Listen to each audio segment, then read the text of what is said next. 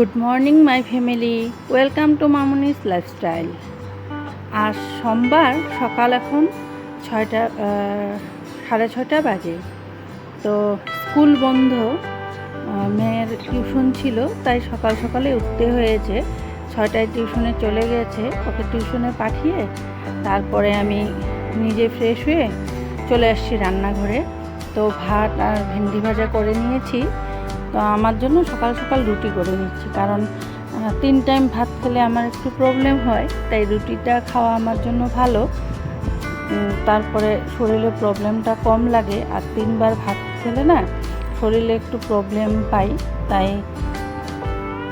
2 time ভাত খাওয়ারই চেষ্টা করি। সকালে না হলে রাতে 1 টাইম অ্যাটলিস্ট রুটি খাওয়ার চেষ্টা করি। তো আজ ভাবলাম সকাল সকালেই রুটিটা খাই, কারণ দেরিও হয়ে যাবে, কাজও আছে অনেক।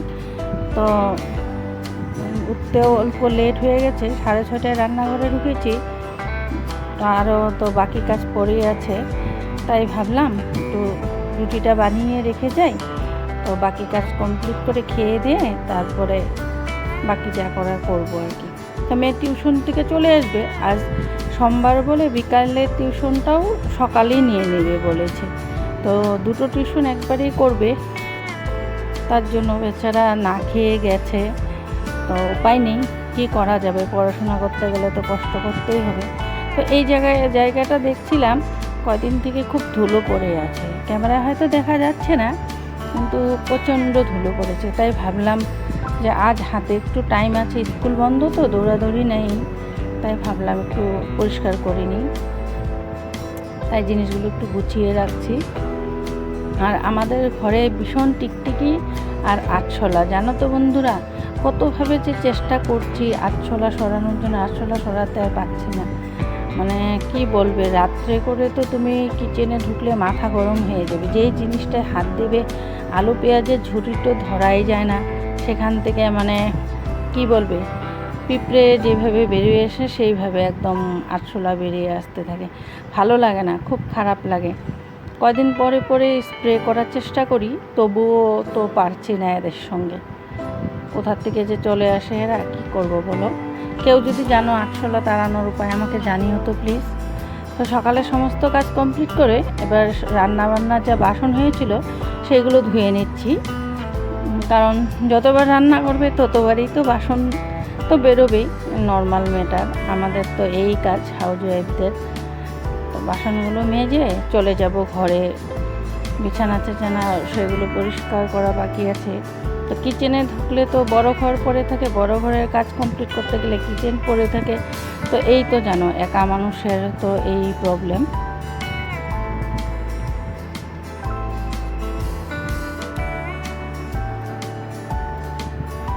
তো রান্নাঘরের কাজ গুছিয়ে ঘরে এসে বিছানাটা তুলে নিয়েছি, এবার ঘরটা ঝাঁট দিয়ে মুছে নিব, কারণ বিছানাটা তুলতেও তো টাইম লাগে অনেকটাই। সেটা করে নিয়েছি। প্রায় 9:30 বেজেই গেল, জানো তো। 9:30 10টার মধ্যে যদি স্নান করে পুজোটা না দিই না, তারপরে রান্নার হয়ে যায় দেরি, কারণ 3 টাইম রান্না আমাদের।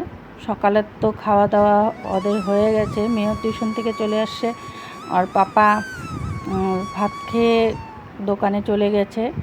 আর মেয়েরা টিচার্স ডে আসছে না সামনে, তাই ওদের ফ্রেন্ডের বাড়িতে ডান্সের রিহার্সেল করবে, তাই ভাত টাত খেয়ে চলে গেছে ফ্রেন্ডের বাড়ি।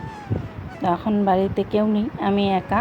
আর আমার শাশুড়ি মা তো ছাদেই থাকে বেশি টাইম, তো উপর থেকে মানুষ দেখতে ভালোবাসে, নিচে কমই থাকে, উনি ছাদেই বসে থাকে, ভালোবাসে। ওখানে হাওয়াও সুন্দর, গরমও কম লাগে, তাই ওখানেই থাকতে ভালোবাসে।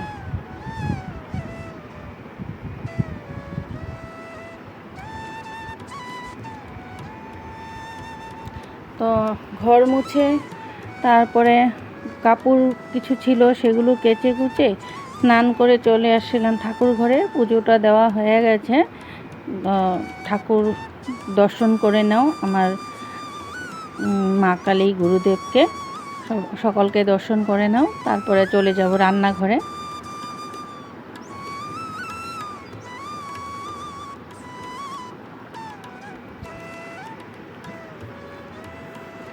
আজ বাইরের ওয়েদারটা না খুব সুন্দর হয়েছে, রৌদ্রও নেই, বৃষ্টিও নেই, আকাশটা যেমন দেখতে লাগছে মনে হয় দুর্গাপুজো ভাব লাগছে, খুব সুন্দর লাগছে, তাই তোমাদের সঙ্গে শেয়ার করলাম।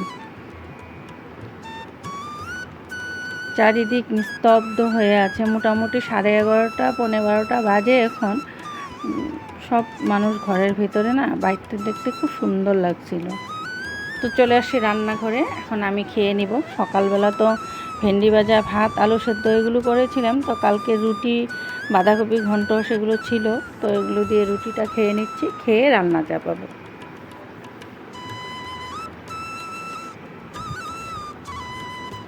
আজ এনেছিল ট্যাংরা আর চিংড়ি মাছ, তো ভাবলাম মাছগুলোকে তো কেটে রেখে গিয়েছিলাম, ভাবলাম একসঙ্গেই ভেজে নিই, আলাদা আলাদা আর করিনি, রান্নার সময় আলাদা করে নেব। ভাবছি চিংড়ি মাছটা দিয়ে কুমড়ো দিয়ে করব, আর ট্যাংরা মাছটা দিয়ে আলু বেগুন দিয়ে ঝোল করব। গরমের মধ্যে তো ভালো লাগবে খেতে।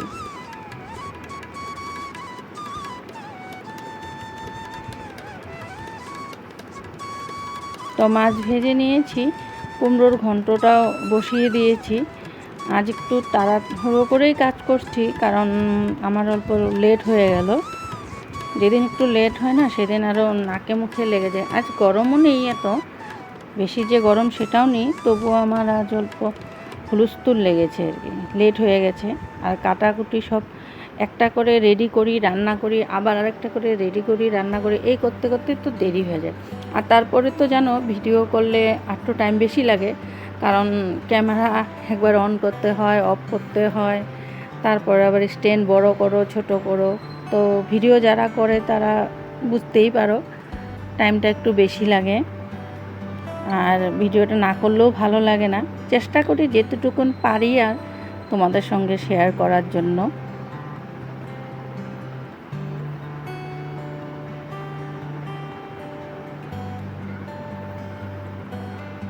চিংড়ি মাছ দিয়ে নিয়েছিলাম, অন ক্যামেরাটা অন করতে ভুলে গিয়েছি তখন, তাই আর দেখাতে পারলাম না।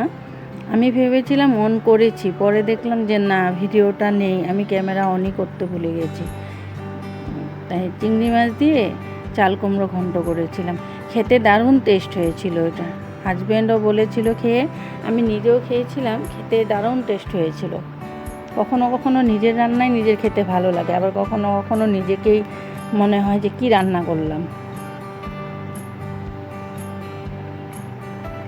তো আলু বেগুন দিয়ে ঝোল করব, তো আলুটা আর বেগুনটা আলাদাভাবে ভেজে নিচ্ছি, কারণ রান্না জিনিসটা তো জানোই, নিজের সঙ্গে কথা, যে যত পরিপাটি করে করবে, টাইম নিয়ে করবে, কষিয়ে রান্না করবে, রান্নাটা তত টেস্ট হবে।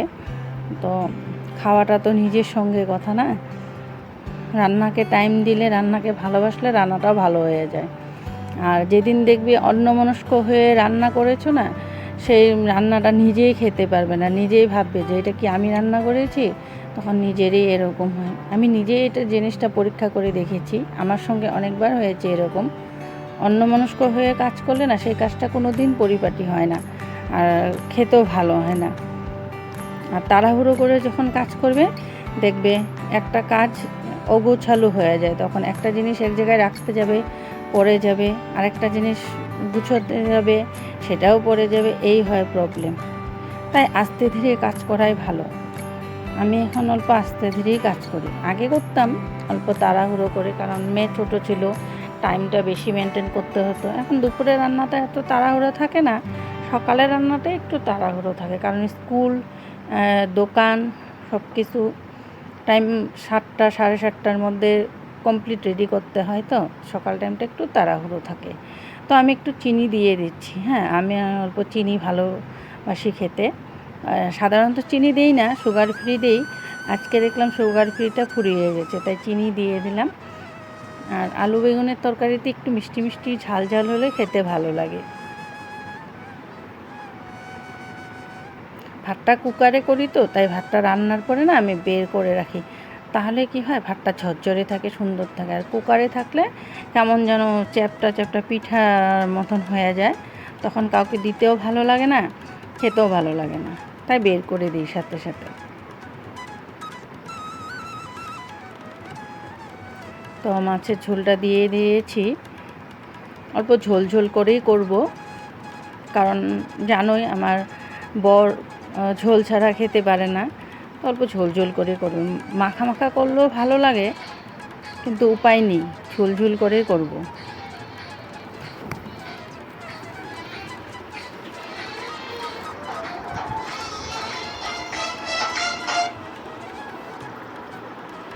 তো বেগুনটা ঝোলের মধ্যে দিয়ে দিয়েছি, এবার মাছটাও দিয়ে দিয়েছি।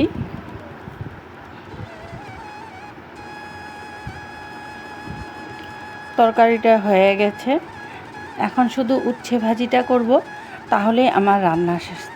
তো ভিডিও